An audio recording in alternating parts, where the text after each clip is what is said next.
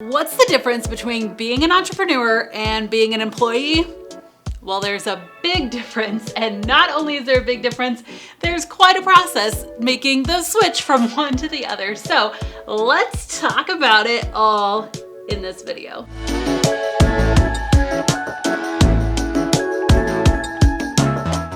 If you haven't met me, hi, my name's Abby Ashley, and I'm the founder of the Virtual Savvy. I've helped thousands of entrepreneurs start their own at-home businesses, and I love talking about business and entrepreneurship, which I do all the time here on this channel. So if you want to know more about starting your own at-home business, make sure that you subscribe to my channel and click the bell to be notified every single time I go live. So entrepreneurship definitely runs in my family. I remember being a young girl when my dad was starting his own business, talking about business and marketing and all the things that a normal 10-year-old thinks about, right? And now my daughter has even caught the entrepreneurship bug. She sees how much that we get to travel unlike other families. She sees that I'm there for her at her school events, and she's already saying, "Mom, I want to run your business when I grow up." In fact, last year it was so fun. We decided to give her a taste of entrepreneurship, and so she started her own pizza business,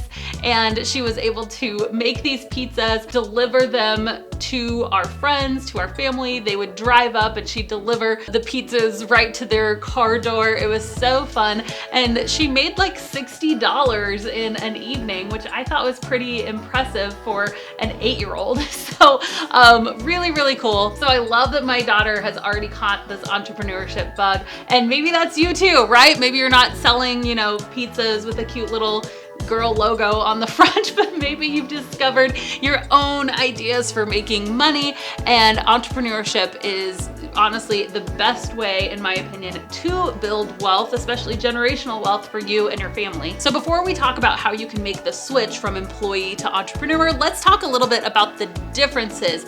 Like, once I quit my 9-to-5, what's gonna be different about my life as an entrepreneur? Well, some practical things, right? Not being an employee, you're not filling out a W-2. In fact, if you're working with clients, a lot of times they're paying you and they will be sending you a 1040 form instead. And that is a way for the government to be tracking how much money that you're making as a freelancer or a service-based entrepreneur, instead of you filling out a W-2 and the company reporting your wages and earnings. So you'll actually be reporting to the government yourself how much money you make in a given year. So another huge element is that you are your own boss, right? You don't have an employer telling you what to do.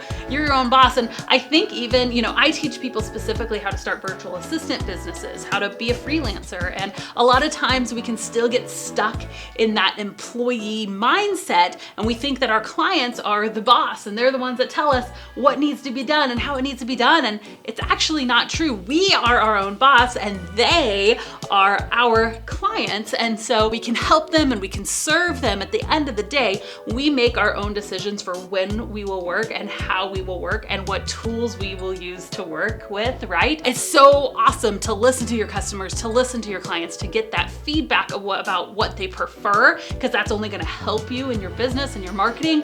But at the end of the day, you get to call the shots because you are the business owner.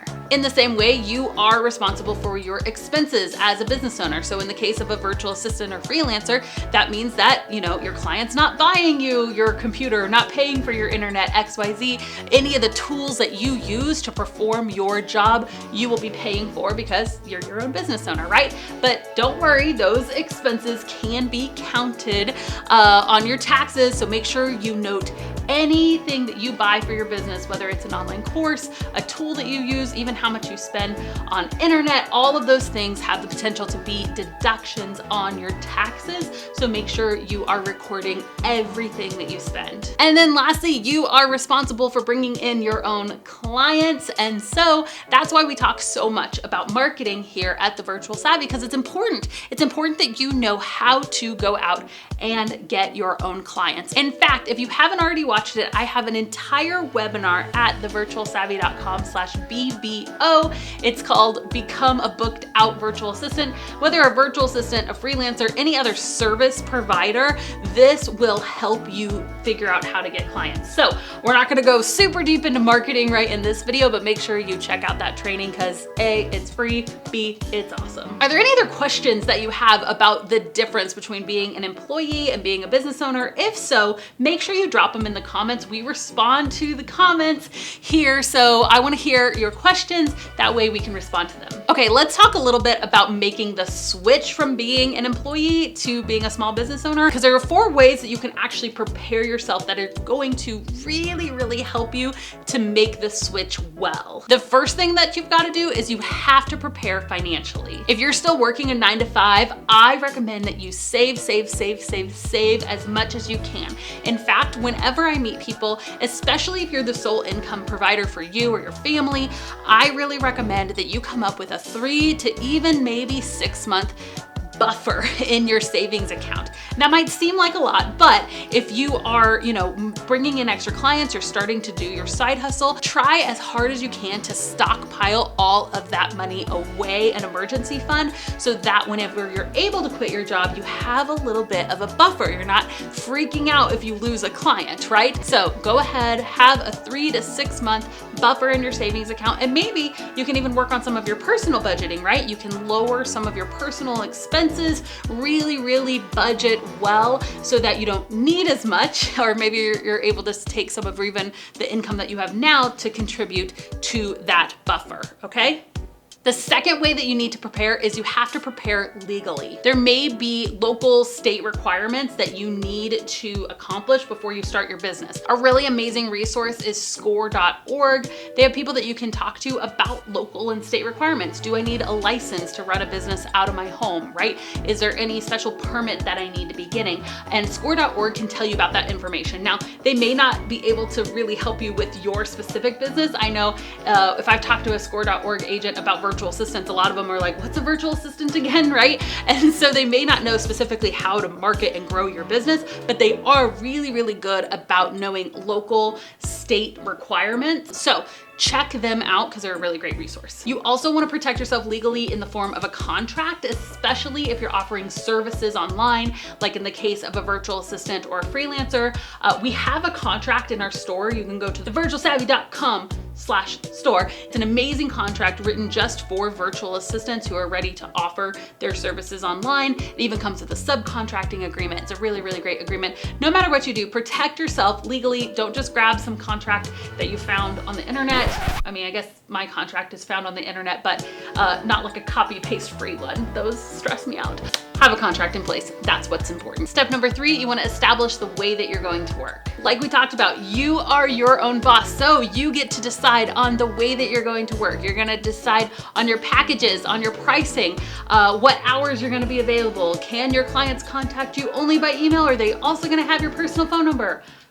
I wouldn't recommend that. How are you going to invoice your clients, right? Go ahead and decide all of the how I'm going to work before you start getting clients. It's one of the best ways that you can make that transition super simple so that when a client is like, yes, I want to work with you, you know what to do afterwards. All right, here's my contract. Here's the invoice. Here's the way this will work. Here's how we'll meet together. Here's a Zoom link. Here's my Calendly link so you can set up a call time with me, right? You want to know what the next steps are going to be after someone says yes to you. So go ahead and figure out what those next steps are. Step number 4 in preparing yourself to make the switch from employee to entrepreneur is to get organized. Here at the Virtual Savvy, we absolutely love tools like Trello. We love tools like ClickUp.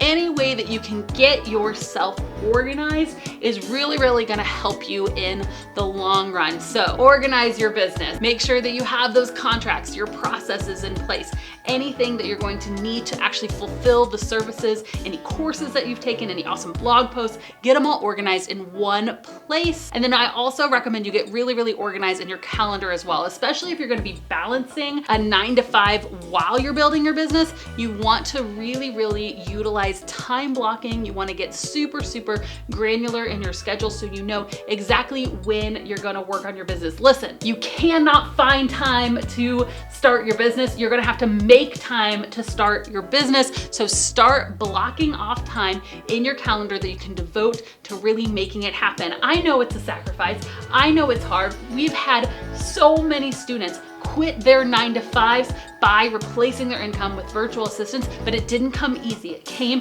because they were devoted, they were committed, and they stuck to it even when it wasn't easy. All right, that's it. I hope that these tips have been helpful for you. If you're thinking about entrepreneurship, I absolutely encourage you, go for it. It's the best thing that's ever happened to me, for my family. I retired my husband. I've built this life that I absolutely love, built a community that's amazing. And hey, we would love to invite you to be a part of that community. We have over 70,000 virtual assistants in our free community. So you can go to thevirtualsavvy.com/community, join over 70,000 other virtual assistants and freelancers who are starting their business, doing their thing, living the entrepreneur life. You're gonna love it. All right, there's one last thing we like to do here at the Virtual Savvy. We're gonna beatbox it out.